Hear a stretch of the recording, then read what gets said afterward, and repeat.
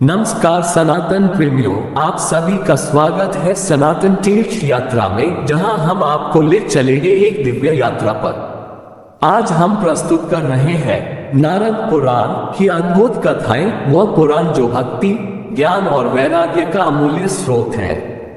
हर श्लोक में छिपा है ब्रह्मवाणी का गूढ़ रहस्य, हर प्रसंग में समाया है सनातन धर्म का अमृत। जुड़िए हमारे साथ इस आध्यात्मिक खोज में और जानिए नारद जी के दिव्य संदेशों को सिर्फ सनातन तीर्थ यात्रा पर। नारद पुराण प्रथम अध्याय। नारद जी द्वारा भगवान विष्णु की स्तुति। ऋषियों ने पूछा, सूत जी, सनत कुमार जी ने महात्मा नारद को किस प्रकार संपूर्ण धर्मों का उपदेश किया तथा उन दोनों का समागम किस तरह हुआ?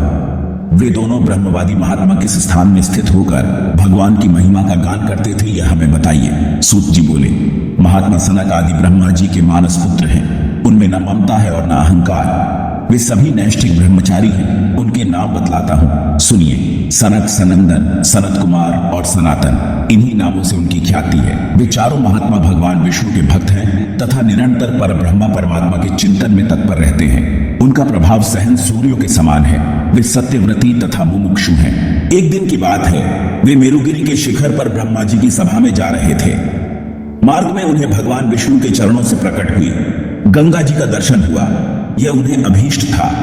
गंगा जी का दर्शन करके वे चारों महात्मा उनकी सीता नाम वाली धारा के जल में स्नान करने को उद्यत हुए। द्विजवरों, इसी समय देवर्षि नारद मुनि भी वहां आ पहुंचे और अपने बड़े भाइयों को वहां स्नान के लिए उद्यत देख उन्हें हाथ जोड़कर नमस्कार किया। उस समय वे प्रेम भक्ति के साथ भगवान मधुसूदन के नामों का कीर्तन करने लगे। नारायण, अच्युत, अनंत, वासुदेव, जनार्दन, यज्ञेश, यज्ञ पुरुष, कृष्ण, विष्णु, आपको नमस्कार है। कमलनयन, कमलाकांत, गंगाजनक, केशव, क्षीर समुद्र में शयन करने वाले देवेश्वर, दामोदर, आपको नमस्कार है। श्री राम, विष्णु, नृसिंह, वामन, प्रयुन, संकर्षण, वासुदेव, अज, अनिरुद्ध, निर्मल प्रकाश स्वरूप, मुरारे, आप सब प्रकार के भय से निरंतर हमारी रक्षा कीजिए। इस प्रकार उच्च स्वर से हरिनाम का उच्चारण करते हुए उन अग्रज मुनियों को प्रणाम करके वे उनके पास बैठे और उन्हीं के साथ प्रसन्नता पूर्वक वहां ज्ञान भी किया। संपूर्ण लोगों का पाप दूर करने वाली गंगा की धारा सीता के जल में स्नान करके उन निष्पाप मुनियों ने देवताओं, ऋषियों तथा पितरों का तर्पण किया। फिर जल से बाहर आकर संध्योपासन आदि अपने नित्य नियम का पालन किया। तत्पश्चात वे भगवान नारायण के गुणों से संबंध रखने वाली नाना प्रकार की कथा वार्ता करने लगे। उस मनोरम गंगा तट पर सनकादि मुनियों ने जब अपना नित्य कर्म समाप्त कर लिया, तब देवर्षि नारद ने अनेक प्रकार की कथा वार्ता के बीच उनसे इस प्रकार प्रश्न किया। नारद जी बोले, हे मुनि, आप लोग सर्वज हैं, सदा भगवान के भजन में तत्पर रहते हैं। आप सबके सब सनातन भगवान जगदीश्वर हैं और जगत के उद्धार में तत्पर रहते हैं। दीन दुखियों के प्रति मैत्री भाव रखने वाले आप महानुभावों से मैं कुछ प्रश्न पूछता हूं, उसे बताएं। हे मुनि, मुझे भगवान का लक्षण बताइए। ये संपूर्ण स्थावर जंगम जिनसे उत्पन्न हुआ है, भगवती गंगा जिनके चरणों से निकली है, वे भगवान श्रीहरि कैसे जाने जाते हैं? मनुष्यों को मन, वाणी, शरीर से किए हुए कर्म कैसे सफल होते हैं? सबको मान देने वाले महात्मा ज्ञान और तपस्या का भी लक्षण बतलाइए। साथ ही अतिथि पूजा का भी महत्व समझाइए, जिससे भगवान विष्णु प्रसन्न होते हैं। हे नाथ, इस प्रकार के और भी जो गुह्य सत्कर्म भगवान विष्णु को प्रसन्न करने वाले हैं, उन सब का मुझ पर अनुग्रह करके यथार्थ रूप से वर्णन कीजिए। तदनंतर नारद जी भगवान को स्तुति करने लगे, जो ज्ञान से भी परे, परम प्रकाश स्वरूप परमात्मा संपूर्ण कार्य कारण रूप जगत में अंतर्यामी रूप से निवास करते हैं तथा जो सगुण और निर्गुण रूप हैं, उनको नमस्कार है। जो माया से रहित हैं, परमात्मा जिनका नाम है, माया जिनकी शक्ति है, यह संपूर्ण विश्व जिनका स्वरूप है, जो योगियों के ईश्वर, योग स्वरूप तथा योग गम्य है, उन सर्वव्यापी भगवान विष्णु को नमस्कार है। जो ज्ञान स्वरूप, ज्ञान गम्य तथा संपूर्ण ज्ञान के एकमात्र हेतु हैं, ज्ञानेश्वर, देव, झाता तथा विज्ञान संपत्ति रूप हैं, उन परमात्मा को नमस्कार है। जो ध्यान स्वरूप, ध्यान गम्य तथा ध्यान करने वाले साधकों के पाप का नाश करने वाले हैं, जो ध्यान के ईश्वर श्रेष्ठ बुद्धि से युक्त तथा ध्येय स्वरूप हैं, उन परमेश्वर को नमस्कार है। सूर्य, चंद्रमा, अग्नि तथा ब्रह्मा आदि देवता सिद्ध, यक्ष, असुर और नागगण जिनकी शक्ति से संयुक्त होकर ही कुछ करने में समर्थ होते हैं, जो अजन्मा, पुराण पुरुष, सत्य स्वरूप तथा स्तुति के अधीश्वर हैं, उन परमात्मा को मैं सर्वदा नमस्कार करता हूं।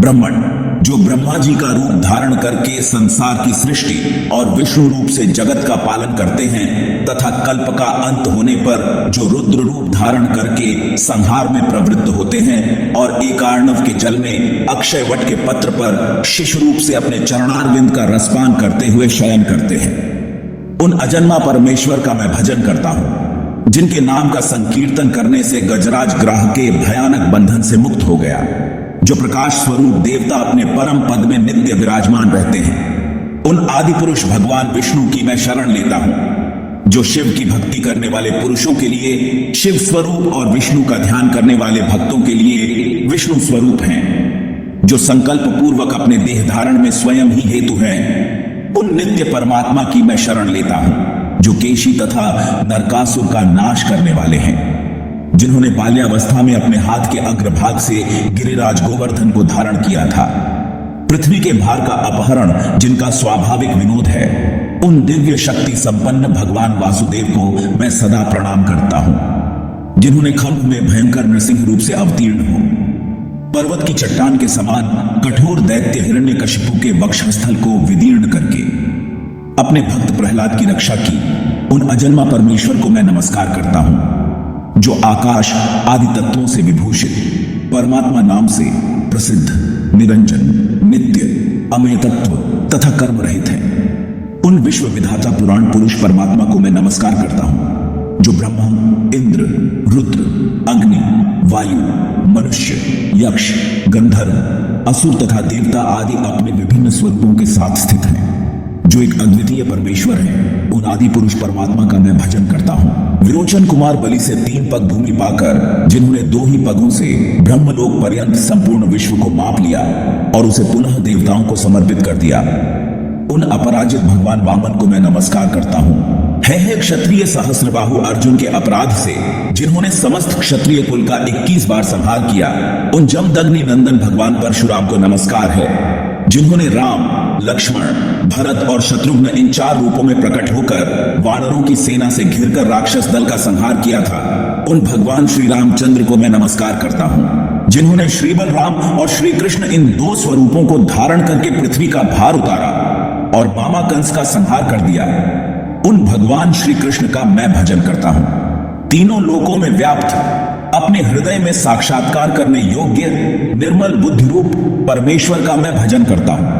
कलयुग के अंत में अशुद्ध चित्त वाले पापियों को तलवार की तीखी धार से मारकर, जिन्होंने सत्ययुग के आदि में धर्म की स्थापना की है, उन कल की स्वरूप भगवान विष्णु को मैं प्रणाम करता हूं। इस प्रकार जिनके अनेक स्वरूपों की गणना बड़े बड़े विद्वान करोड़ों वर्षों में भी नहीं कर सकते, उन भगवान विष्णु का मैं भजन करता हूं, जिनके नाम की महिमा का पार पाने में संपूर्ण देवता, असुर और मनुष्य भी समर्थ नहीं है। उन परमेश्वर की मैं एक क्षुद्र जीव किस प्रकार स्तुति करूं। महापातकी मानव, जिनके नाम का श्रवण करने मात्र से ही पवित्र हो जाते हैं, उन भगवान की स्तुति मुझ जैसा अल्प बुद्धि वाला व्यक्ति कैसे कर सकता है, जिनके नाम का जिस किसी प्रकार कीर्तन अथवा श्रवण कर लेने पर भी पापी पुरुष अत्यंत शुद्ध हो जाते हैं और शुद्धात्मा मनुष्य मोक्ष को प्राप्त कर लेते हैं। निष्पाप योगी जन अपने मन को बुद्धि में स्थापित करके जिनका साक्षात्कार करते हैं, उन ज्ञान स्वरूप परमेश्वर की मैं शरण लेता हूं। सांख्य योगी संपूर्ण भूतों में आत्मा रूप से परिपूर्ण हुए जिन जरा रहित आदिदेव श्री हरि का साक्षात्कार करते हैं, उन ज्ञान स्वरूप भगवान का मैं भजन करता हूं। संपूर्ण जीव जिनके स्वरूप हैं, जो शांत स्वरूप है, सबके साक्षी हैं, ईश्वर हैं, सहस्त्रों मस्तकों से सुशोभित तथा भावरूप हैं, उन भगवान श्री हरि की मैं वंदना करता हूं। भूत और भविष्य चराचर जगत को व्याप्त करके जो उससे 10 अंगुल ऊपर स्थित हैं, उन जरा मृत्यु रहित परमेश्वर का मैं भजन करता हूं, जो सूक्ष्म से भी अत्यंत सूक्ष्म, महान से भी अत्यंत महान तथा गुह्य से भी अत्यंत गुह्य हैं। उन अजन्मा भगवान को मैं बार बार प्रणाम करता हूं, जो परमेश्वर ध्यान, चिंतन, पूजन, श्रवण अथवा नमस्कार मात्र कर लेने पर भी जीव को अपना परम पद दे देते हैं। उन भगवान पुरुषोत्तम की मैं वंदना करता हूं। इस प्रकार परम पुरुष परमेश्वर की नारद जी की स्तुति करने पर नारद सहित वे सनंदन आदि मुनीश्वर बड़ी प्रसन्नता को प्राप्त हुए। उनके नेत्रों में आनंद के आंसू भराए थे। जो मनुष्य प्रातःकाल उठकर परम पुरुष भगवान विष्णु के उपर्युक्त स्तोत्र का पाठ करता है, वह सब पापों से शुद्ध चित्त होकर भगवान विष्णु के लोक में जाता है। नारद पुराण दूसरा अध्याय। सृष्टि क्रम का संक्षिप्त वर्णन, द्वीप, समुद्र और भारतवर्ष का वर्णन, भारत में सत्कर्मानुष्ठान की महत्ता तथा भगवदर्पण पूर्वक कर्म करने की आज्ञा। नारद जी ने पूछा, श्री सनक जी, आदिदेव भगवान विष्णु ने पूर्व काल में ब्रह्मा आदि की किस प्रकार सृष्टि की, यह बात मुझे बताइए, क्योंकि आप सर्वज्ञ हैं। श्री सनक जी ने कहा, देवर्षे, भगवान नारायण अविनाशी, अनंत, सर्वव्यापी तथा निरंजन है। उन्होंने इस संपूर्ण चराचर जगत को व्याप्त कर रखा है। स्वयं प्रकाश जगन में महाविष्णु ने आदि सृष्टि के समय भिन्न भिन्न गुणों का आश्रय लेकर अपनी 3 मूर्तियों को प्रकट किया। पहले भगवान ने अपने दाहिने अंग से जगत की सृष्टि के लिए प्रजापति ब्रह्मा जी को प्रकट किया।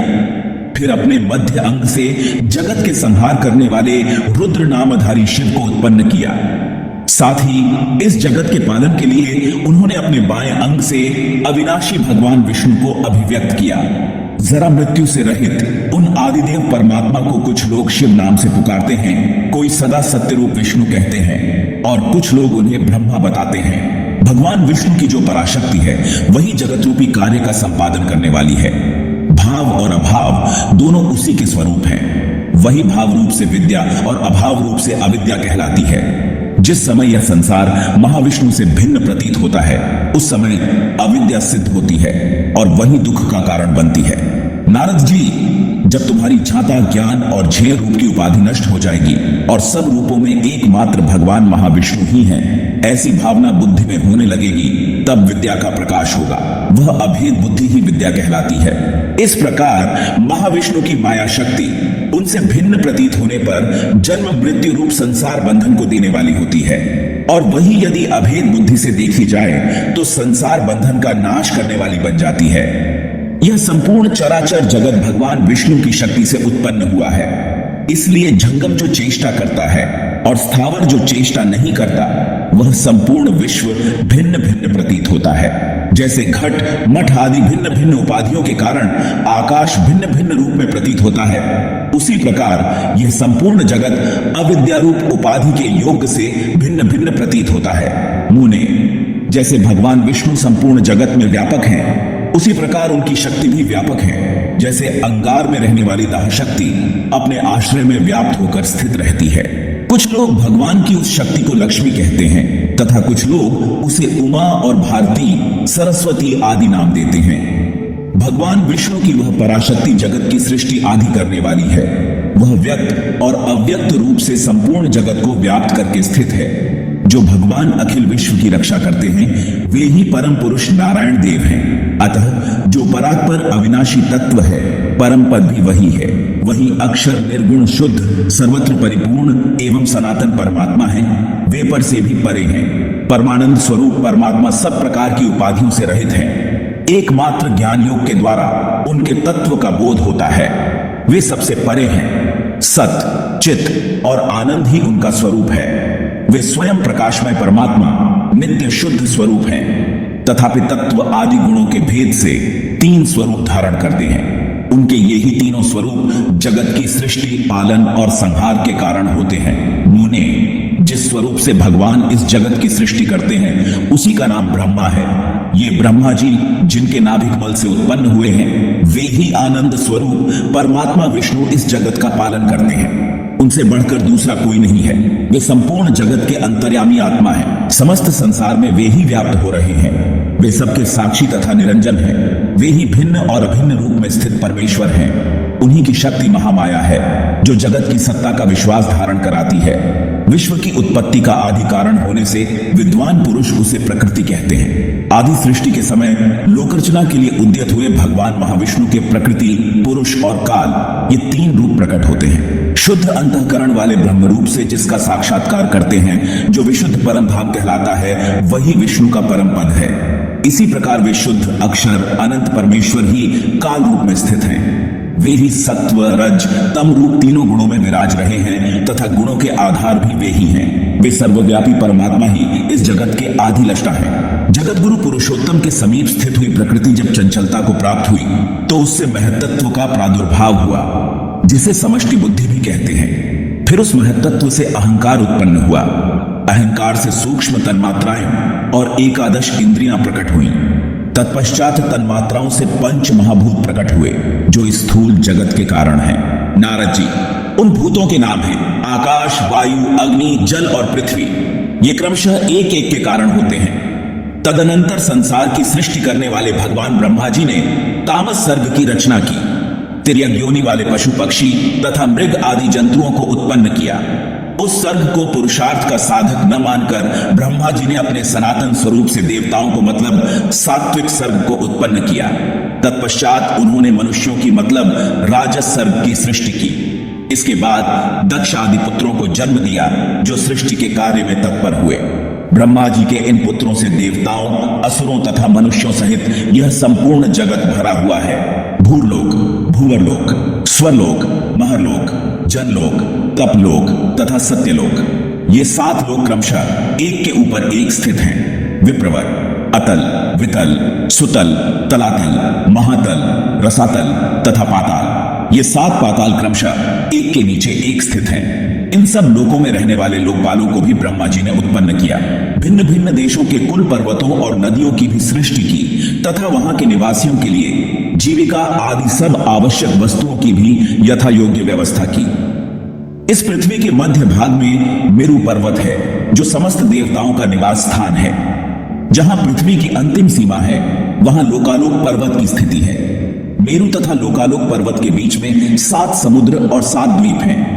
विप्रवर, प्रत्येक द्वीप में 7-7 मुख्य पर्वत तथा निरंतर जल प्रवाहित करने वाली अनेक विख्यात नदियां भी हैं। वहां के निवासी मनुष्य देवताओं के समान तेजस्वी होते हैं। जम्बू, प्लक्ष, शाल्मली, कुश, क्रौंच, शाक तथा पुष्कर, ये 7 द्वीपों के नाम हैं। वे सब की सब देवभूमियां हैं। ये 7 द्वीप 7 समुद्रों से घिरे हुए हैं। क्षारोद, इक्षुरसोद, सुरोद, घृत, दधि, दुग्ध तथा स्वादु जल से भरे हुए वे समुद्र उन्हीं नामों से प्रसिद्ध हैं। इन द्वीपों और समुद्रों को क्रमशः पूर्व की अपेक्षा उत्तरोत्तर धूने विस्तार वाले जानना चाहिए। ये सब लोकालोक पर्वत तक स्थित हैं। क्षार समुद्र से उत्तर और हिमालय पर्वत से दक्षिण के प्रदेश को भारतवर्ष समझना चाहिए। वह समस्त कर्मों का फल देने वाला है। नारद जी, भारतवर्ष में मनुष्य जो सात्विक, राजसिक और तामसिक 3 प्रकार के कर्म करते हैं, उनका फल भोग भूमियों में क्रमशः भोगा जाता है। विप्रवर, भारतवर्ष में किया हुआ जो शुभ अथवा अशुभ कर्म है, उसका क्षण भंगुर बचा हुआ फल जो जीवों द्वारा अन्यत्र भोगा जाता है। आज भी देवता लोग भारत भूमि में जन्म लेने की इच्छा करते हैं। वे सोचते हैं, हम लोग कब संचित किए हुए महान, अक्षय, निर्मल एवं शुभ पुण्य के फल स्वरूप भारतवर्ष की भूमि पर जन्म लेंगे और कब वहां महान पुण्य करके परम पद को प्राप्त होंगे, अथवा वहां नाना प्रकार के दान, भांति भांति के यज्ञ या तपस्या के द्वारा जगदीश्वर श्री हरि की आराधना करके उनके नित्य आनंदमय अनामय पद को कब प्राप्त कर लेंगे। नारद जी, जो भारत भूमि में जन्म लेकर भगवान विष्णु की आराधना में लग जाता है, उसके समान पुण्यात्मा तीनों लोकों में कोई नहीं है। भगवान के नाम और गुणों का कीर्तन जिसका स्वभाव बन जाता है, जो भगवत भक्तों का प्रिय होता है, अथवा जो महापुरुषों की सेवा शुश्रूषा करता है, वह देवताओं के लिए भी वंदनीय है। जो नित्य भगवान विष्णु की आराधना में तत्पर है अथवा हरि भक्तों के स्वागत सत्कार में संलग्न रहता है और उन्हें भोजन कराकर बचे हुए श्रेष्ठ अन्न का स्वयं सेवन करता है, वह भगवान विष्णु के परम पद को प्राप्त होता है। जो अहिंसा आदि धर्मों के पालन में तत्पर होकर शांत भाव से रहता है और भगवान के नारायण, कृष्ण तथा वासुदेव आदि नामों का उच्चारण करता है, वह श्रेष्ठ इंद्रादि देवताओं के लिए भी वंदनीय है। जो मानव शिव, नीलकंठ तथा शंकर आदि नामों द्वारा भगवान शिव का स्मरण करता तथा सदा संपूर्ण जीवों के हित में संलग्न रहता है, वह भी देवताओं के लिए पूजनीय माना गया है। जो गुरु का भक्त, शिव का ध्यान करने वाला, अपने आश्रम धर्म के पालन में तत्पर, दूसरों के दोष न देखने वाला, पवित्र तथा कार्य कुशल है, वह भी देवेश्वरों द्वारा पूज्य होता है। जो ब्राह्मणों का हित साधन करता है, वर्ण धर्म और आश्रम धर्म में श्रद्धा रखता है तथा सदा वेदों के स्वाध्याय में तत्पर होता है, उसे पक्ति पावन मानना चाहिए। जो देवेश्वर भगवान नारायण तथा शिव में कोई भेद नहीं देखता, वह ब्रह्म ब्रह्मा जी के लिए भी सदा वंदनीय है। फिर हम लोगों की तो बात ही क्या है। नारद जी जो गौरों के प्रति क्षमाशील, उन पर क्रोध न करने वाला, ब्रह्मचारी, पराई निंदा से दूर रहने वाला तथा संग्रह से रहित है, वह भी देवताओं के लिए पूजनीय है। जो चोरी आदि दोषों से परामुख है, दूसरों द्वारा किए हुए उपकार को याद रखता है, सत्य बोलता है, बाहर और भीतर से पवित्र रहता है तथा दूसरों की भलाई के कार्य में सदा संलग्न रहता है, वह देवता और असुर सबके लिए पूजनीय होता है। जिसकी बुद्धि वेदार्थ श्रवण करने, पुराण की कथा सुनने तथा सत्संग में लगी होती है, वह भी इंद्रादि देवताओं द्वारा वंदनीय होता है। जो भारतवर्ष में रहकर श्रद्धापूर्वक पूर्वोक्त प्रकार के अनेकानेक सत्कर्म करता रहता है, वह हम लोगों के लिए वंदनीय है। जो शीघ्र ही इन पुण्यात्माओं में से किसी एक की श्रेणी में अपने आप को ले जाने की चेष्टा नहीं करता, वह पापाचारी एवं मूढ़ ही है। उससे बढ़कर बुद्धिहीन दूसरा कोई नहीं है। जो भारतवर्ष में जन्म लेकर पुण्य कर्म से विमुख होता है, वह अमृत का घड़ा छोड़कर विष के पात्र को अपनाता है। मुने, जो मनुष्य वेदों और स्मृतियों में बताए धर्मों का आचरण करके अपने आप को पवित्र नहीं करता, वही आत्महत्यारा पापियों का अगुआ है। मुनीश्वर, जो कर्म भूमि भारतवर्ष का आश्रय लेकर धर्म का आचरण नहीं करता, वह वेदज्ञ महात्माओं द्वारा सबसे अधम कहा गया है। जो शुभ कर्मों का परित्याग करके पाप कर्मों का सेवन करता है, वह कामधेनु को छोड़कर आग का दूध खोजता फिरता है। विप्रवर, इस प्रकार ब्रह्मा आदि देवता भी अपने भोगों के नाश से भयभीत होकर भारतवर्ष के भूभाग की प्रशंसा किया करते हैं। अतः भारतवर्ष को सबसे अधिक पवित्र तथा उत्तम समझना चाहिए। यह देवताओं के लिए भी दुर्लभ तथा सब कर्मों का फल देने वाला है। जो इस पुण्यमय भूखंड में सत्कर्म करने के लिए उद्यत होता है, उसके समान भाग्यशाली तीनों लोकों में दूसरा कोई है। जो इस भारतवर्ष में जन्म लेकर अपने कर्म बंधन को काट डालने की चेष्टा करता है, वह नर रूप में छिपा हुआ साक्षात नारायण है।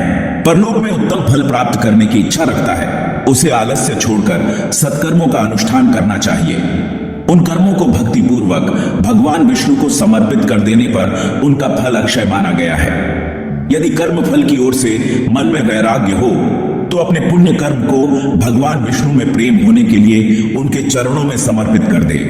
ब्रह्मलोकतल के सभी लोग पुण्यक्षय होने पर पुनर्जन्म देने वाले होते हैं, परंतु जो कर्मों का फल नहीं चाहता, वह भगवान विष्णु के परम पद को प्राप्त कर लेता है।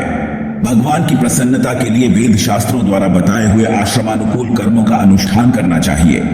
जिसने कर्म फल की कामना त्याग दी है, वह अविनाशी पद को प्राप्त होता है। मनुष्य निष्काम हो या सकाम, उसे विधि पूर्वक कर्म अवश्य करना चाहिए। जो अपने वर्ण और आश्रम के कर्म छोड़ देता है, वह विद्वान पुरुषों द्वारा पतित कहा जाता है। नारद जी, सदाचार परायण ब्राह्मण अपने ब्रह्म तेज के साथ वृद्धि को प्राप्त होता है। यदि वह भगवान के चरणों में भक्ति रखता है, तो उस पर भगवान विष्णु बहुत प्रसन्न होते हैं।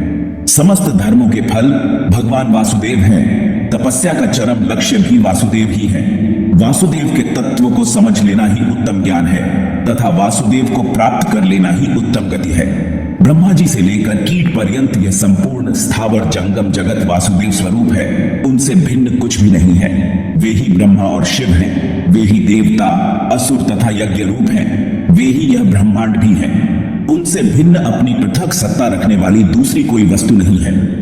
जिनसे पर या अपर कोई वस्तु नहीं है तथा जिनसे अत्यंत लघु और महान भी कोई नहीं है, उन्हीं भगवान विष्णु ने इस विचित्र विश्व को व्याप्त कर रखा है। स्तुति करने योग्य उन देवाधिदेव श्रीहरि को सदा प्रणाम करना चाहिए। नारद पुराण 3रा अध्याय, श्रद्धा भक्ति, वर्णाश्रमोचित आचार तथा सत्संग की महिमा। मृकंडु मुनि की तपस्या से संतुष्ट होकर भगवान का मुनि को दर्शन तथा वरदान देना। श्री शंकर जी कहते हैं, नारद, श्रद्धा पूर्वक आचरण में लाए हुए सब धर्म मनोवांछित फल देने वाले होते हैं। श्रद्धा से सब कुछ सिद्ध होता है और श्रद्धा से ही भगवान श्रीहरि संतुष्ट होते हैं।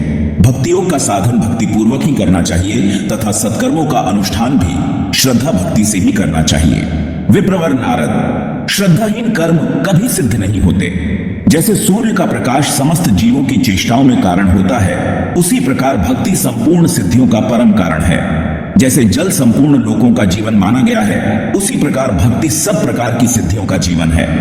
जैसे सब जीव जंतु पृथ्वी का आश्रय लेकर जीवन धारण करते हैं, उसी प्रकार भक्ति का सहारा लेकर सब कार्यों का साधन करना चाहिए। श्रद्धालु पुरुष को धर्म का लाभ होता है, श्रद्धालु ही धन पाता है, श्रद्धा से ही कामनाओं की सिद्धि होती है तथा श्रद्धालु पुरुष ही मोक्ष पाता है। मुनिश्रेष्ठ, दान, तपस्या अथवा बहुत दक्षिणा वाले यज्ञ भी यदि भक्ति से रहित हैं, तो उनके द्वारा भगवान विष्णु संतुष्ट नहीं होते हैं। मेरु पर्वत के बराबर सुवर्ण की करोड़ों सहन राशियों का दान भी यदि बिना श्रद्धा भक्ति के किया जाए तो वह निष्फल होता है। बिना भक्ति जो तपस्या की जाती है वह केवल शरीर को सुखाना मात्र है। बिना भक्ति जो भविष्य का हवन किया जाता है वह राख में डाली हुई आहुति के समान व्यर्थ है। श्रद्धा भक्ति के साथ मनुष्य जो कुछ थोड़ा सा भी सत्कर्म करता है वह उसे अनंत काल तक अक्षय सुख देने वाला होता है। ब्राह्मण, वेदोक्त अश्वमेध यज्ञ का एक सहन बार अनुष्ठान क्यों न किया जाए? यदि वह श्रद्धा भक्ति से रहित है तो सबका सब निष्फल होता है। भगवान की उत्तम भक्ति मनुष्यों के लिए कामधेनु के समान मानी गई है। उसके रहते हुए भी अज्ञानी मनुष्य संसार रूपी विष का पान करते हैं। ये कितने आश्चर्य की बात है। ब्रह्मपुत्र नारद जी, इस सार संसार में ये तीन बातें ही सार हैं: भगवत भक्तों का संग, भगवान विष्णु की भक्ति और सुख दुख आदि द्वंद्वों को सहन करने का स्वभाव। ब्राह्मण, जिनके मन में दूसरों के दोष देखने की प्रवृत्ति है, उनके किए हुए भजन, दान आदि सभी कर्मों को निष्फल जानो। भगवान विष्णु उनसे बहुत दूर हैं, जो दूसरों की संपत्ति देखकर मन ही मन संतप्त होते हैं, जिनका चित्त पाखंडपूर्ण आचारों में ही लगता है, वे व्यर्थ कर्म करने वाले हैं। भगवान श्रीहरि उनसे बहुत दूर हैं, जो बड़े बड़े धर्म के विषय में प्रश्न करते हैं किंतु उन धर्मों को झूठा बताते हैं, और धर्म कर्म के विषय में जिनका मन श्रद्धा भक्ति से रहित है, ऐसे लोगों से भगवान विष्णु बहुत दूर हैं। धर्म का प्रतिपादन वेद में किया गया है और वेद साक्षात परम पुरुष नारायण का स्वरूप है। अतः वेदों में जो अश्रद्धा रखने वाले हैं उन्हें प्राप्त नहीं होता। आचार्य से धर्म प्रकट होता है और उनसे भगवान बहुत दूर हैं। जिसके दिन धर्मानुष्ठान के बिना ही आते और चले जाते हैं, वह लोहार की धौंकनी के समान सांस लेता हुआ भी जीवित नहीं है।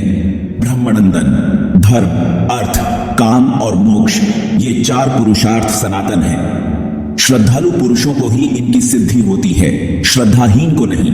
जो मानव अपने वर्णाश्रमोचित आचार्य का उल्लंघन किए बिना ही भगवान विष्णु की भक्ति में तत्पर है, वह उस वैकुंठ धाम में जाता है जिसका दर्शन बड़े बड़े ज्ञानी भक्तों को सुलभ होता है। मुनीश्वर, जो अपने आश्रम के अनुकूल वेदोक्त धर्मों का पालन करते हुए भगवान विष्णु के भजन ध्यान में लगा रहता है, वह परम पद को प्राप्त होता है। आचार से धर्म प्रकट होता है और धर्म के स्वामी भगवान विष्णु हैं। अतः जो अपने आश्रम के आचार में संलग्न है, उसके द्वारा भगवान श्री हरि सर्वदा पूजित होते हैं। जो छहों अंगों सहित वेदों और उपनिषदों का झाता होकर भी अपने वर्णाश्रमोचित आचार से गिरा हुआ है, उसी को पतित समझना चाहिए, क्योंकि वह धर्म कर्म से भ्रष्ट हो चुका है। भगवान की भक्ति में तत्पर तथा भगवान विष्णु के ध्यान में लीन होकर भी जो अपने वर्णाश्रमोचित आचार से भ्रष्ट हो, उसे पतित कहा जाता है। द्विजश्रेष्ठ, वेद भगवान विष्णु को भक्ति अथवा शिव भक्ति भी आचार भ्रष्ट मूढ़ पुरुष को पवित्र नहीं करती है। ब्राह्मण, पुण्य क्षेत्रों में जाना, पवित्र तीर्थों का सेवन करना अथवा भांति भांति के यज्ञों का अनुष्ठान भी आचार भ्रष्ट पुरुष की रक्षा नहीं करता। आचार्य से स्वर्ग प्राप्त होता है, आचार्य से सुख मिलता है और आचार्य से ही मोक्ष सुलभ होता है। आचार्य से क्या नहीं मिलता? साधु श्रेष्ठ, संपूर्ण आचारों का, समस्त योगों का तथा स्वयं हरि भक्ति का भी मूल कारण भक्ति ही मानी गई है। सबको मनोवांछित फल प्रदान करने वाले भगवान विष्णु भक्ति से ही पूजित होते हैं। अतः भक्ति संपूर्ण लोकों की माता कही जाती है। जैसे सब जीव माता का ही आश्रय लेकर जीवन धारण करते हैं, उसी प्रकार समस्त धार्मिक पुरुष भक्ति का आश्रय लेकर जीते हैं। नारद जी अपने वर्ण और आश्रम के आचार का पालन करने में लगे हुए। पुरुष को यदि भगवान विष्णु की भक्ति प्राप्त हो जाए तो तीनों लोकों में उसके समान दूसरा कोई नहीं है। भक्ति से कर्मों की सिद्धि होती है, उन कर्मों से भगवान विष्णु संतुष्ट होते हैं। उनके संतुष्ट होने पर ज्ञान प्राप्त होता है और ज्ञान से मोक्ष मिलता है। भक्ति तो भगवत भक्तों के संग से प्राप्त होती है, किंतु भगवत भक्तों का संग मनुष्यों को पूर्व जन्मों के संचित पुण्य से ही मिलता है। जो वर्णाश्रमोचित कर्तव्य के पालन में तत्पर, भगवत भक्ति के सच्चे अभिलाषी तथा काम, क्रोध आदि दोषों से मुक्त हैं, वे ही संपूर्ण लोगों को शिक्षा देने वाले संत हैं। ब्राह्मण जो पुण्यात्मा अथवा जितेंद्रिय नहीं है, उन्हें परम उत्तम सत्संग की प्राप्ति नहीं होती। यदि सत्संग मिल जाए तो उसमें पूर्व जन्मों के संचित पुण्य को ही कारण जानना चाहिए।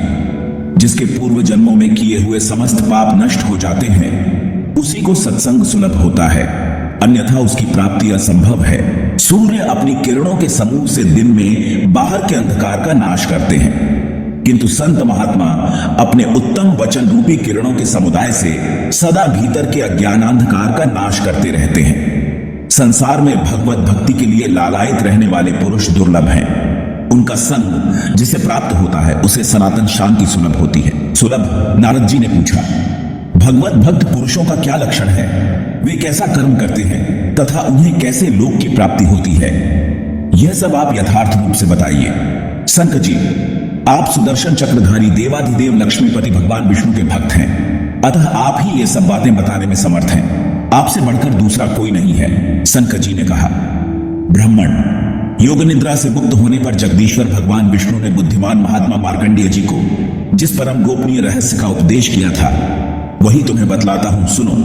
वे जो परम ज्योति स्वरूप देवाधिदेव सनातन भगवान विष्णु हैं, वे ही जगत रूप में प्रकट होते हैं। इस जगत के सृष्टा भी वे ही हैं। भगवान शिव तथा ब्रह्मा जी भी उन्हीं के स्वरूप हैं। वे प्रलय काल में भयंकर रुद्र रूप से प्रकट होते हैं और समस्त ब्रह्मांड को अपना ग्रास बनाते हैं। स्थावर जंगम रूप संपूर्ण जगत नष्ट होकर जब एकार्णव के जल में विलीन हो जाता है, उस समय भगवान विष्णु ही वटवृक्ष के पत्र पर शिशु रूप से शयन करते हैं। उनका एक एक रोम असंख्य ब्रह्मा आदि से विभूषित होता है। महाप्रलय के समय जब भगवान वटपत्र पर सो रहे थे, उस समय उसी स्थान पर भगवान नारायण के परम भक्त महाभाग मार्कंडेय जी भगवान की विविध लीलाओं का दर्शन करते हुए खड़े थे। औषियों ने पूछा, मुने, हमने पहले से सुन रखा है कि उस महाभयंकर प्रलय काल में स्थावर जंगम समस्त प्राणी नष्ट हो गए थे और एकमात्र भगवान श्री हरि ही विराजमान थे। जब समस्त चराचर जगत नष्ट होकर एकार्णव में विलीन हो चुका था, तब सबको अपना ग्रास बनाने वाले श्रीहरि ने मार्कंडेय मुनि को किस लिए बचा रखा था? सूत जी, इस विषय को लेकर हमारे मन में बड़ा कौतूहल हो रहा है, अतः इसका निवारण कीजिए। भगवान विष्णु की श्वेत सुधा का पान करने में किसे आलस्य हो सकता है? सूत जी बोले, ब्राह्मणों, पूर्व काल में मृकंडु नाम से विख्यात एक महाभाग मुनि हो गए थे। उन महातपस्वी महर्षि ने शालग्राम नामक महान तीर्थ में बड़ी भारी तपस्या की। ब्राह्मण, उन्होंने 10,000 युगों तक सनातन ब्रह्म का गुणगान करते हुए उपवास किया। वे बड़े क्षमाशील, सत्य प्रतिज्ञ तथा जितेंद्रिय थे। समस्त प्राणियों को अपने समान देखते थे। उनके मन में विषय भोगों के लिए तनिक भी कामना नहीं थी। वे संपूर्ण जीवों के हितैषी तथा मन और इंद्रियों को वश में रखने वाले थे। उन्होंने उक्त तीर्थ में बड़ी भारी तपस्या की। उनकी तपस्या से शंकित हो इंद्र आदि सब देवता उस समय अनामय परमेश्वर भगवान नारायण की शरण में गए। क्षीर सागर के उत्तर तट पर जाकर देवताओं ने देव देवेश्वर जगत गुरु पद्मनाभ का इस प्रकार स्तवन किया, अनंत हे शरणागत पालक, हम सब देवता मृकंड मुनि की तपस्या से भयभीत हो आपकी शरण में आए हैं। आप हमारी रक्षा कीजिए। देवाधिदेवेश्वर आपकी जय हो। शंख और गदा धारण करने वाले देवता आपकी जय हो। यह संपूर्ण जगत आपका स्वरूप है, आपको नमस्कार है। आप ही ब्रह्मांड की उत्पत्ति के आदि कारण हैं, आपको नमस्कार है। देव देवेश्वर आपको नमस्कार है। लोकपाल आपको नमस्कार है। संपूर्ण जगत की रक्षा करने वाले आपको नमस्कार है। लोक साक्षी आपको नमस्कार है। ध्यान गम्य आपको नमस्कार है। ध्यान के हेतुभूत, ध्यान स्वरूप तथा ध्यान के साक्षी परमेश्वर आपको नमस्कार है।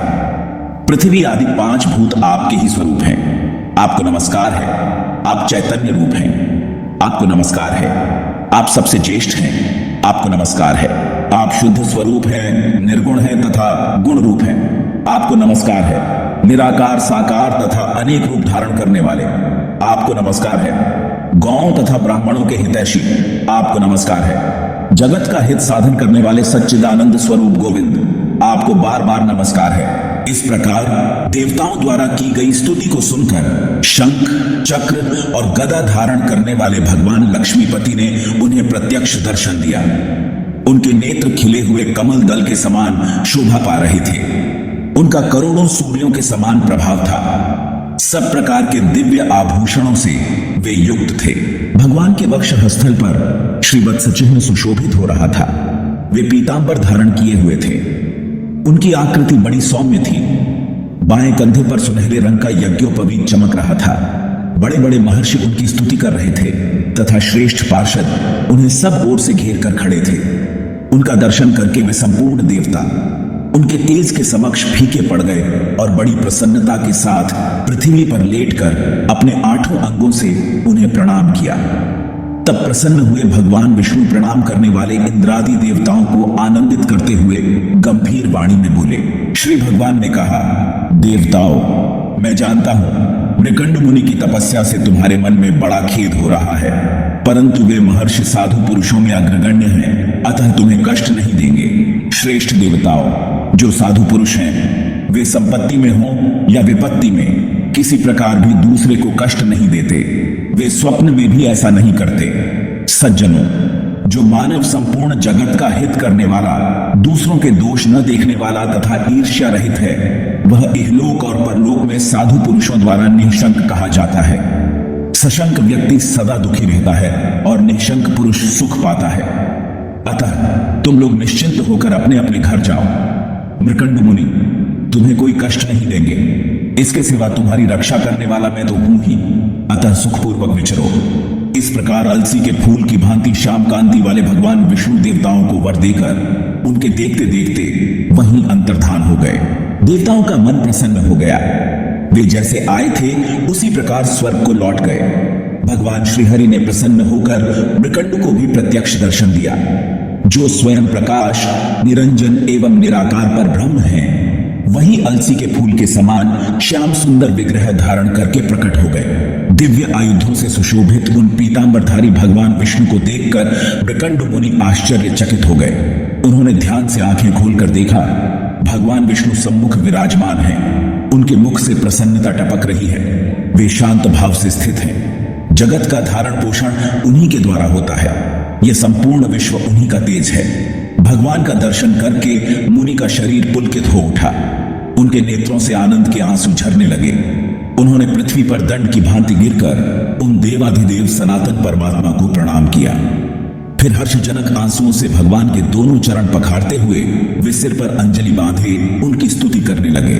मृकंड जी बोले, परमात्मा स्वरूप परमेश्वर को नमस्कार है, जो पर से भी अति परे हैं, जिनका पार पाना असंभव है, जो दूसरों पर अनुग्रह करने वाले तथा दूसरों को संसार सागर के उस पार पहुंचा देने वाले हैं। उन भगवान श्री हरि को नमस्कार है, जो नाम और जाति आदि की कल्पनाओं से रहित हैं, जिनका स्वरूप शब्द आदि विषयों के दोष से दूर है, जिनके अनेक स्वरूप हैं तथा जो तमोगुण से सर्वथा शून्य हैं। उन स्तुति करने योग्य परमेश्वर का मैं भजन करता हूँ, जो वेदांत वेद्य और पुराण पुरुष हैं, ब्रह्मा आदि से लेकर संपूर्ण जगत जिनका स्वरूप है, जिनकी कहीं भी उपमा नहीं है तथा जो भक्तजनों पर अनुग्रह करने वाले हैं। उन स्तवन करने योग्य आदि परमेश्वर की मैं आराधना करता हूँ, जिनके समस्त दोष दूर हो गए हैं, जो एकमात्र ध्यान में स्थित रहते हैं, जिनकी कामना निवृत्त और मोह दूर हो गए हैं। ऐसे महात्मा पुरुष जिनका दर्शन करते हैं। संसार बंधन को नष्ट करने वाले उन परम पवित्र परमात्मा को मैं प्रणाम करता हूँ, जो स्मरण मात्र से समस्त पीड़ाओं का नाश कर देते हैं, शरण में आए हुए भक्तजनों का पालन करते हैं, जो समस्त संसार के सेव्य हैं तथा संपूर्ण जगत जिनके भीतर निवास करता है।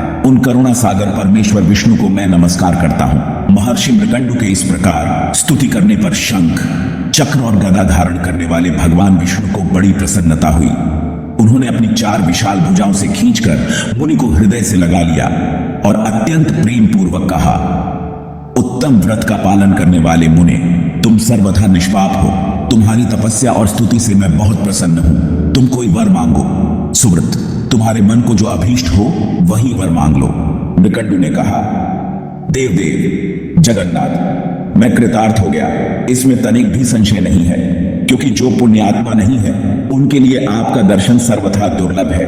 ब्रह्मा आदि देवता तथा तीक्ष्ण व्रत का पालन करने वाले योगी जन भी जिनका दर्शन नहीं कर पाते। धर्मनिष्ठ यज्ञों की दीक्षा लेने वाले यजमान, वीतराग साधक तथा ईर्ष्या रहित साधुओं को भी जिनका दर्शन दुर्लभ है, उन्हीं परम तेजोमय आप श्री हरि का मैं दर्शन कर रहा हूं। इससे बढ़कर दूसरा क्या वर मांगू। जगत गुरु जनार्दन, मैं इतने से ही कृतार्थ हूं। अच्युत, महापात की मनुष्य भी आपके नामों का स्मरण करने मात्र से आपके परम पद को प्राप्त कर लेते हैं, फिर जो आपका दर्शन कर लेता है उसके लिए तो कहना ही क्या है। श्री भगवान बोले, ब्राह्मण, तुमने ठीक कहा है विद्वान, मैं तुम पर बहुत प्रसन्न हूं। मेरा दर्शन कदापि व्यर्थ नहीं होगा। अतः तुम्हारी तपस्या से संतुष्ट होकर मैं तुम्हारे यहां अंश रूप से समस्त गुणों से युक्त रूपवान तथा दीर्घजीवी पुत्र के रूप में उत्पन्न होऊंगा। मुनिश्रेष्ठ, जिसके कुल में मेरा जन्म होता है उसका समस्त कुल मोक्ष को प्राप्त कर लेता है। मेरे प्रसन्न होने पर तीनों लोकों में कौन सा कार्य असाध्य है। ऐसा कहकर देव देवेश्वर भगवान विष्णु मृकंडु मुनि के देखते देखते अंतर्धान हो गए। तदनंतर वे मुनि तपस्या से निवृत्त हो गए। नारद पुराण चौथा अध्याय। मार्कंडेय जी को पिता का उपदेश। समय निरूपण। मार्कंडेय द्वारा भगवान की स्तुति और भगवान का मार्कंडेय जी को भगवत भक्तों के लक्षण बताकर वरदान देना। नारद जी ने पूछा, ब्राह्मण, पुराणों में यह सुना जाता है कि चिरंजीवी महामुनि मार्कंडेय ने इस जगत के प्रलय काल में भगवान विष्णु की माया का दर्शन किया था, अतः इस विषय में कहिए। श्री सनक जी ने कहा, नारद जी, मैं उस सनातन कथा का वर्णन करूंगा, आप सावधान होकर सुने। मार्कंडेय मुनि से संबंध रखने वाली यह कथा भगवान विष्णु की भक्ति से परिपूर्ण है। साधु शिरोमणि मृकंडु ने तपस्या से निवृत्त होने के बाद विवाह करके प्रसन्नता पूर्वक गृहस्थ धर्म का पालन आरंभ किया। वे मन और इंद्रियों का संयम करके सदा प्रसन्न रहते और कृतार्थता का अनुभव करते थे। उनकी पत्नी बड़ी पवित्र, कार्यकुशल तथा निरंतर पति की सेवा में तत्पर रहने वाली थी। वे मन, वाणी और शरीर से भी पातिव्रत धर्म का पालन करती थीं। समय आने पर उन्होंने भगवान के तेजोमय अंश से युक्त गर्भ धारण किया और 10 महीने के बाद एक परम तेजस्वी पुत्र को जन्म दिया। महर्षि मृकंडु उत्तम लक्षणों से सुशोभित पुत्र को देखकर बहुत प्रसन्न हुए। उन्होंने विधि पूर्वक मंगलमय जातकर्म संस्कार संपन्न कराया। मुनि का वह पुत्र शुक्ल पक्ष के चंद्रमा की भांति दिन दिन बढ़ने लगा। विप्रवर, तदनंतर 5वें वर्ष में प्रसन्नता पूर्वक पुत्र का उपनयन संस्कार करके मुनि ने उसे वैदिक धर्म संहिता की शिक्षा दी और कहा, बेटा, ब्राह्मणों का दर्शन होने पर सदा विधि पूर्वक उन्हें नमस्कार करना चाहिए। तीनों समय सूर्य को जलांजलि देकर उनकी पूजा करना और वेदों के स्वाध्याय पूर्वक वेदोक्त कर्म का पालन करते रहना चाहिए। ब्रह्मचर्य तथा तपस्या के द्वारा सदा श्रीहरि की पूजा करनी चाहिए। दुष्ट पुरुषों से वार्तालाप आदि निषिद्ध कर्म को त्याग देना चाहिए। भगवान विष्णु के भजन में लगे हुए साधु पुरुषों के साथ रहना चाहिए। किसी से भी द्वेष रखना उचित नहीं है। सबके हित का साधन करना चाहिए। वत्स, यज्ञ, अध्ययन और दान, ये कर्म तुम्हें सदा करने चाहिए। इस प्रकार पिता का आदेश पाकर मुनीश्वर मार्कंडेय नित्य निरंतर भगवान विष्णु का चिंतन करते हुए स्वधर्म का पालन करने लगे। महाभाग मार्कंडेय बड़े धर्मानुरागी और दयालु थे। वे मन को वश में रखने वाले और सत्य प्रतिज थे। वे जितेंद्रिय, शांत, महाज्ञानी और संपूर्ण तत्वों के मर्मज थे। उन्होंने भगवान विष्णु की प्रसन्नता के लिए बड़ी भारी तपस्या की। बुद्धिमान मार्कंडेय के आराधना करने पर जगदीश्वर भगवान विष्णु ने उन्हें पुराण संहिता बनाने का वर दिया। चिरंजीवी मार्कंडेय जी सुदर्शन, चक्रधारी देवाधिदेव भगवान विष्णु के महान भक्त और उनके तेज के अंश थे। ब्राह्मण, यह संसार जब एकार्णों के जल में विलीन हो गया, उस समय भी उन्हें अपना प्रभाव दिखाने के लिए भगवान विष्णु ने उनका संहार नहीं किया। मृकंडु पुत्र मार्कंडेय बड़े बुद्धिमान और विष्णु भक्त थे। भगवान श्रीहरि स्वयं जब तक सोते रहे तब तक मार्कंडेय जी वहां खड़े रहे। उस समय का माप मैं बतला रहा हूं, सुनिए। 15 निमेष की एक काष्ठा बताई गई है।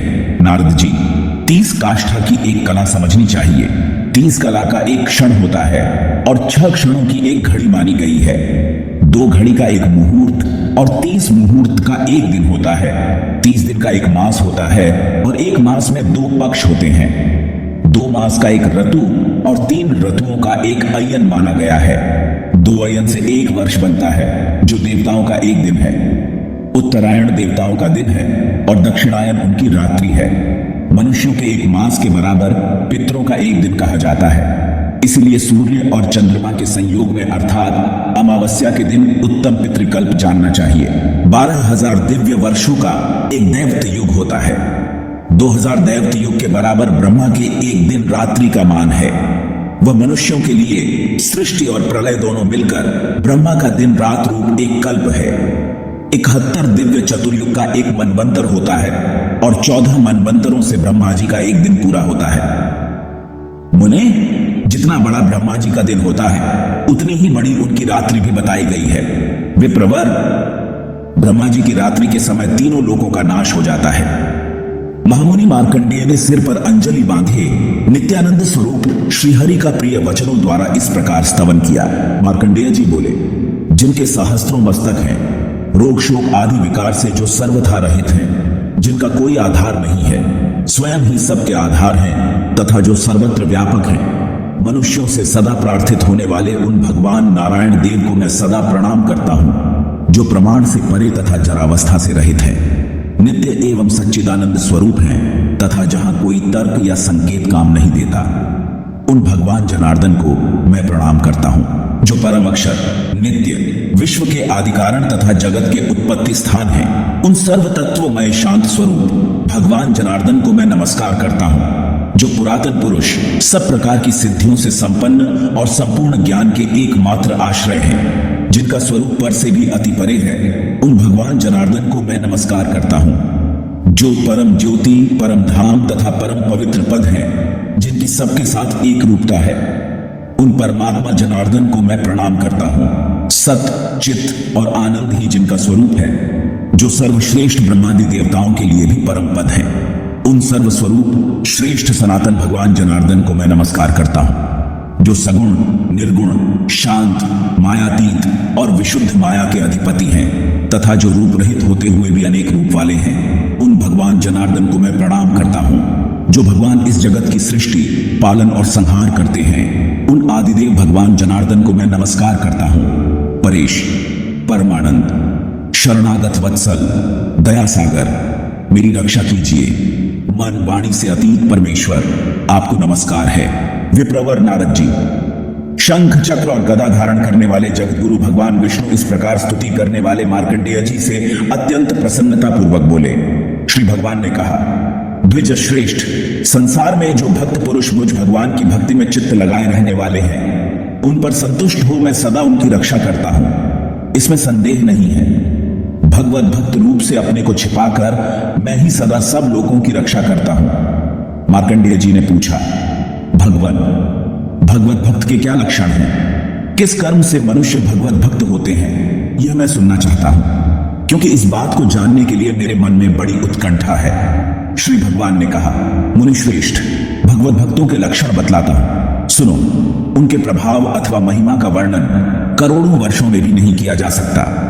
जो संपूर्ण जीवों के हितैषी हैं, जिनमें दूसरों के दोष देखने की आदत नहीं है, जो ईर्ष्या रहित, मन और इंद्रियों को वश में रखने वाले, निष्काम एवं शांत हैं, वे ही भगवत भक्तों में श्रेष्ठ माने गए हैं। जो मन, वाणी तथा क्रिया द्वारा दूसरों को कभी पीड़ा नहीं देते तथा जिनमें संग्रह अथवा कुछ ग्रहण करने का स्वभाव नहीं है, वे भगवत भक्त माने गए हैं।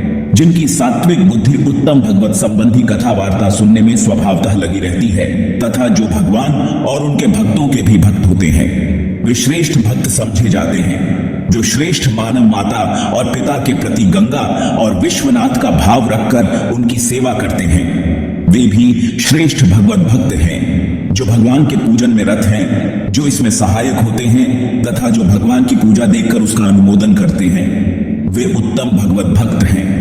जो व्रतियों तथा यतियों की सेवा में संलग्न तथा पराई निंदा से दूर रहते हैं, वे श्रेष्ठ भागवत हैं। जो श्रेष्ठ मनुष्य सबके लिए हितकारक वचन बोलते हैं और सबके गुणों को ही ग्रहण करने वाले हैं, वे इस लोक में भगवत भक्त माने गए हैं। जो श्रेष्ठ मानव सब जीवों को अपने ही समान देखते तथा शत्रु और मित्र में भी समान भाव रखते हैं, वे उत्तम भगवत भक्त हैं। जो धर्म शास्त्र के वक्ता, सत्यवादी तथा साधु पुरुषों के सेवक हैं, वे भगवत भक्तों में श्रेष्ठ कहे गए हैं। जो पुराणों की व्याख्या करते, जो पुराण सुनते और पुराण वक्ता में भक्ति रखते हैं, वे श्रेष्ठ भगवत भक्त हैं। जो मनुष्य सदा गौओं तथा ब्राह्मणों की सेवा करते और तीर्थ यात्रा में लगे रहते हैं, वे श्रेष्ठ भगवत भक्त हैं। जो मनुष्य दूसरों का अभ्युदय देखकर प्रसन्न होते और भगवान नाम का जप करते रहते हैं, वे उत्तम भागवत हैं। जो बगीचे लगाते, तालाब और पोखरों की रक्षा करते तथा बावड़ी और कुएं बनवाते हैं, वे उत्तम भक्त हैं। जो तालाब और देव मंदिर बनवाते तथा गायत्री मंत्र के जप में संलग्न रहते हैं, वे श्रेष्ठ भक्त हैं। जो हरिनाम का आदर करते, उन्हें सुनकर अत्यंत हर्ष में भर जाते और पुलकित हो उठते हैं, वे श्रेष्ठ भगवत भक्त हैं। वे प्रवर मार्कंडेय। यहां पर कुछ ही भगवत भक्तों का वर्णन किया है। मैं भी 100 करोड़ वर्षों में भी उन सब का पूरा वर्णन नहीं कर सकता। अतः वे प्रवर, तुम भी सदा उत्तम शील से युक्त होकर रहो। समस्त प्राणियों को आश्रय दो, मन और इंद्रियों को वश में रखो। सबके प्रति मैत्री भाव रखते हुए धर्माचरण में लगे रहो। पुनः महाप्रलय काल तक सब धर्मों का पालन करते हुए मेरे स्वरूप के ध्यान में तत्पर रहकर तुम परम मोक्ष प्राप्त कर लोगे। देवताओं के स्वामी दया सिंधु भगवान विष्णु अपने भक्त मार्कंडेय को इस प्रकार वरदान देकर वहीं अंतर्धान हो गए। महाभाग मार्कंडेय जी सदा भगवान के भजन में लगे रहकर उत्तम धर्म का पालन करने लगे। उन्होंने अनेक प्रकार के यज्ञों द्वारा विधि पूर्वक भगवान का पूजन किया। फिर महाक्षेत्र शालग्राम तीर्थ में उत्तम तपस्या की और भगवान के ध्यान द्वारा कर्म बंधन का नाश करके परम मोक्ष प्राप्त कर लिया। इसलिए भगवान की आराधना करने वाला भक्त पुरुष समस्त प्राणियों का हितकारी होता है। वह मन से जो जो वस्तुएं पाना चाहता है, वह सब निस्संदेह प्राप्त कर लेता है।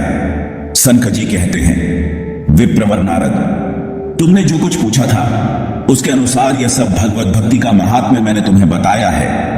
अब और क्या सुनना चाहते हो? नारद पुराण 5वां अध्याय, गंगा यमुना संगम, प्रयाग, काशी तथा गंगा एवं गायत्री की महिमा। सूत जी कहते हैं, भगवान की भक्ति का यह महात्म्य सुनकर नारद जी बहुत प्रसन्न हुए। उन्होंने ज्ञान विज्ञान के पारगामी सनक मुनि से पुनः इस प्रकार प्रश्न किया। नारद जी बोले, मुने, आप शास्त्रों के पारदर्शी विद्वान हैं। मुझ पर बड़ी भारी दया करके यह ठीक ठीक बताइए कि क्षेत्रों में उत्तम क्षेत्र तथा तीर्थों में उत्तम तीर्थ कौन है? सनक जी ने कहा, ब्राह्मण, यह परम गोपनीय प्रसंग है, सुनो। उत्तम क्षेत्रों का यह वर्णन सब प्रकार की संपत्तियों को देने वाला, श्रेष्ठ, बुरे स्वप्नों का नाशक, पवित्र, धर्मानुकूल, पापहारी तथा शुभ है। मुनियों को नित्य निरंतर इसका श्रवण करना चाहिए। गंगा और यमुना का जो संगम है, उसी को महर्षि लोग शास्त्रों में उत्तम क्षेत्र तथा तीर्थों में उत्तम तीर्थ कहते हैं। ब्रह्मा आदि समस्त देवता, मुनि तथा पुण्य की इच्छा रखने वाले सब मनुष्य श्वेत और श्याम जल से भरे हुए उस संगम तीर्थ का सेवन करते हैं। गंगा को परम पवित्र नदी समझना चाहिए, क्योंकि वह भगवान विष्णु के चरणों से प्रकट हुई है। इसी प्रकार यमुना भी साक्षात सूर्य की पुत्री है। ब्रह्मांड, इन दोनों का समागम परम कल्याणकारी है। मुने, नदियों में श्रेष्ठ गंगा स्मरण मात्र से समस्त क्लेशों का नाश करने वाली, संपूर्ण पापों को दूर करने वाली तथा सारे उपद्रवों को मिटा देने वाली है। महामुने, समुद्र पर्यंत पृथ्वी पर जो जो पुण्य क्षेत्र है, उन सबसे अधिक पुण्यतम क्षेत्र प्रयाग को ही जानना चाहिए, जहां ब्रह्मा जी ने यज्ञ द्वारा भगवान लक्ष्मीपति का यजन किया है तथा सब महर्षियों ने भी वहां नाना प्रकार के यज्ञ किए हैं। सब तीर्थों में स्नान करने से जो पुण्य प्राप्त होते हैं, वे सब मिलकर गंगा जी के एक बूंद जल से किए हुए अभिषेक की 16वीं कला की भी समता नहीं कर सकते। जो गंगा से 100 योजन दूर खड़ा होकर भी गंगा गंगा का उच्चारण करता है, वह भी सब पापों से मुक्त हो जाता है। फिर जो गंगा में स्नान करता है, उसके लिए तो कहना ही क्या है। भगवान विष्णु के चरण कमलों से प्रकट होकर भगवान शिव के मस्तक पर विराजमान होने वाली भगवती गंगा मुनियों और देवताओं के द्वारा भी भली भांति सेवन करने योग्य है। फिर साधारण मनुष्यों के लिए तो बात ही क्या है। श्रेष्ठ मनुष्य अपने ललाट में जहां गंगा जी की बालू का तिलक लगाते हैं, वहीं अर्धचंद्र के नीचे प्रकाशित होने वाला तृतीय नेत्र समझना चाहिए। गंगा में किया हुआ स्नान महान पुण्यदायक तथा देवताओं के लिए भी दुर्लभ है। वह भगवान विष्णु का सारूप्य देने वाला होता है। इससे बढ़कर उसकी महिमा के विषय में और क्या कहा जा सकता है। गंगा में स्नान करने वाले पापी भी सब पापों से मुक्त हो श्रेष्ठ विमान पर बैठकर परम धाम वैकुंठ को चले जाते हैं, जिन्होंने गंगा में स्नान किया है। वे महात्मा पुरुष पिता और माता के कुल की बहुत सी पीढ़ियों को उद्धार करके भगवान विष्णु के धाम में चले जाते हैं। ब्राह्मण जो गंगा जी का स्मरण करता है उसने सब तीर्थों में स्नान और सभी पुण्य क्षेत्रों में निवास कर लिया, इसमें संशय नहीं है। गंगा स्नान किए हुए मनुष्य को देखकर पापी भी स्वर्ग लोक का अधिकारी हो जाता है। उसके अंगों का स्पर्श करने मात्र से वह देवताओं का अधिपति हो जाता है। गंगा तुलसी भगवान के चरणों में अविचल भक्ति तथा धर्मोपदेशक सद्गुरु में श्रद्धा, ये सब मनुष्यों के लिए अत्यंत दुर्लभ है। उत्तम धर्म का उपदेश देने वाले गुरु के चरणों की धूल, गंगा जी की मृत्तिका तथा तुलसी वृक्ष के मूल भाग की मिट्टी को जो मनुष्य भक्ति पूर्वक अपने मस्तक पर धारण करता है वह वैकुंठ धाम को जाता है। जो मनुष्य मन ही मन यह अभिलाषा करता है कि मैं कब गंगा जी के समीप जाऊंगा और कब उनका दर्शन करूंगा, वह भी वैकुंठ धाम को जाता है। ब्राह्मण दूसरी बातें बहुत कहने से क्या लाभ, साक्षात भगवान विष्णु भी सैकड़ों वर्षों में गंगा जी की महिमा का वर्णन नहीं कर सकते। अहो, माया सारे जगत को मुंह में डाले हुए है। ये कितनी अद्भुत बात है, क्योंकि गंगा और उसके नाम के रहते हुए भी लोग नरक में जाते हैं। गंगा जी का नाम संसार दुख का नाश करने वाला बताया गया है। तुलसी के नाम तथा भगवान की कथा कहने वाले साधु पुरुष के प्रति की हुई भक्ति का भी यही फल है। जो एक बार भी गंगा इस दो अक्षर का उच्चारण कर लेता है वह सब पापों से मुक्त हो भगवान विष्णु के लोक में जाता है। परम पुण्यमयी इस गंगा नदी का यदि मेष, तुला और मकर की संक्रांतियों में अर्थात वैशाख, कार्तिक और माघ के महीनों में भक्ति पूर्वक सेवन किया जाए तो सेवन करने वाले संपूर्ण जगत को यह पवित्र कर देती है। द्विजश्रेष्ठ गोदावरी, भीमरथी, कृष्णा, नर्मदा, सरस्वती, तुंगभद्रा, कावेरी, यमुना, बाहुदा, वेत्रवती, ताम्रपर्णी तथा सरयू आदि सब तीर्थों में गंगा जी ही सबसे प्रधान मानी गई हैं। जैसे सर्वव्यापी भगवान विष्णु संपूर्ण जगत को व्याप्त करके स्थित है, उसी प्रकार सब पापों का नाश करने वाली गंगा देवी सब तीर्थों में व्याप्त हैं। अहो, महान आश्चर्य है। परम पावनी जगदम्बा गंगा स्नान पान आदि के द्वारा संपूर्ण संसार को पवित्र कर रही है, फिर सभी मनुष्य इनका सेवन क्यों नहीं करते?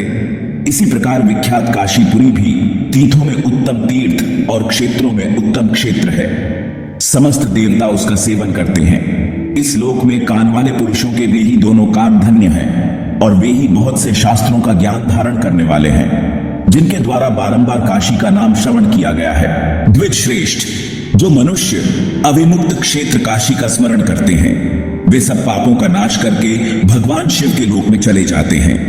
मनुष्य 100 योजन दूर रहकर भी यदि अविमुक्त क्षेत्र का स्मरण करता है तो वह बहुतेरे पातकों से भरा होने पर भी भगवान शिव के रोग शोक रहित नित्य धाम को चला जाता है। ब्राह्मण जो प्राण निकलते समय अविमुक्त क्षेत्र का स्मरण कर लेता है वह भी सब पापों से छूटकर शिव धाम को प्राप्त हो जाता है। काशी के गुणों के विषय में यहाँ बहुत कहने से क्या लाभ। जो काशी का नाम भी लेते हैं उनसे धर्म, अर्थ, काम और मोक्ष ये चारों पुरुषार्थ दूर नहीं रहते। ब्राह्मण गंगा और यमुना का संगम तो काशी से भी बढ़कर है, क्योंकि उसके दर्शन मात्र से मनुष्य परम गति को प्राप्त कर लेते हैं। सूर्य के मकर राशि पर रहते समय जहां कहीं भी गंगा में स्नान किया जाए वह स्नान पान आदि के द्वारा संपूर्ण जगत को पवित्र करती और अंत में इंद्रलोक पहुंचाती है। लोक का कल्याण करने वाले लिंग स्वरूप भगवान शंकर भी जिस गंगा का सदा सेवन करते हैं उसकी महिमा का पूरा पूरा वर्णन कैसे किया जा सकता है। शिवलिंग साक्षात श्रीहरि रूप है और श्रीहरि साक्षात शिवलिंग रूप है। इन दोनों में थोड़ा भी अंतर नहीं है। जो इनमें भेद करता है उसकी बुद्धि खोटी है। अज्ञान के समुद्र में डूबे हुए पापी मनुष्य ही आदि अंतर्हित भगवान विष्णु और शिव में भेदभाव करते हैं। जो संपूर्ण जगत के स्वामी और कारणों के भी कारण हैं, वे भगवान विष्णु ही प्रलय काल में रुद्र रूप धारण करते हैं, ऐसा विद्वान पुरुषों का कथन है। भगवान रुद्र ही विष्णु रूप से संपूर्ण जगत का पालन करते हैं। वे ही ब्रह्मा जी के रूप से संसार की सृष्टि करते हैं तथा अंत में हर रूप से वे ही तीनों लोकों का संहार करते हैं। जो मनुष्य भगवान विष्णु, शिव तथा ब्रह्मा जी में भेद बुद्धि करता है वह अत्यंत भयंकर नरक में जाता है। जो भगवान शिव, विष्णु और ब्रह्मा जी को एक रूप से देखता है वह परमानंद को प्राप्त होता है। यह शास्त्रों का सिद्धांत है। जो अनादि, सर्वज्ञ, जगत के आदिलष्टा तथा सर्वत्र व्यापक हैं वे भगवान विष्णु ही शिवलिंग रूप से काशी में विद्यमान हैं। काशीपुरी का विश्वेश्वर लिंग ज्योतिर्लिंग कहलाता है। श्रेष्ठ मनुष्य उसका दर्शन करके परम ज्योति को प्राप्त होता है।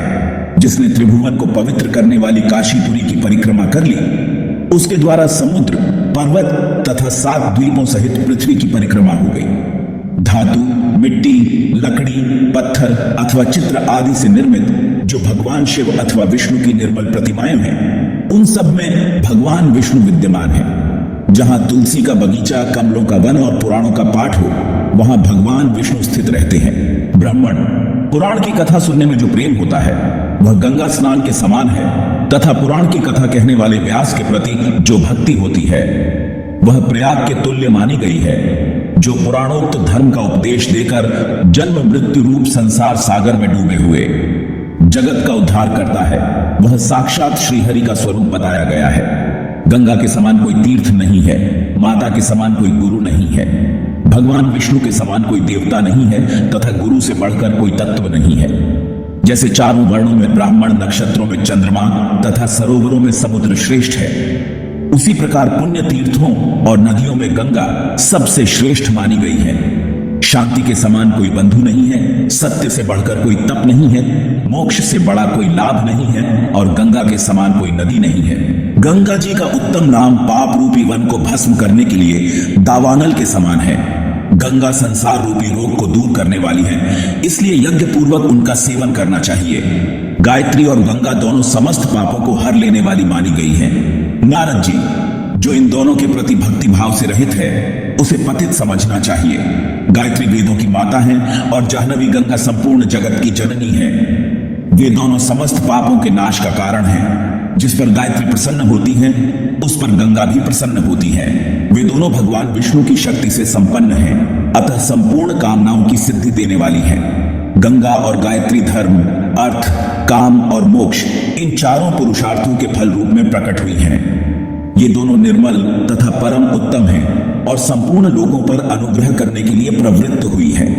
मनुष्यों के लिए गायत्री और गंगा दोनों अत्यंत दुर्लभ हैं। इसी प्रकार तुलसी के प्रति भक्ति और भगवान विष्णु के प्रति सात्विक भक्ति भी दुर्लभ है।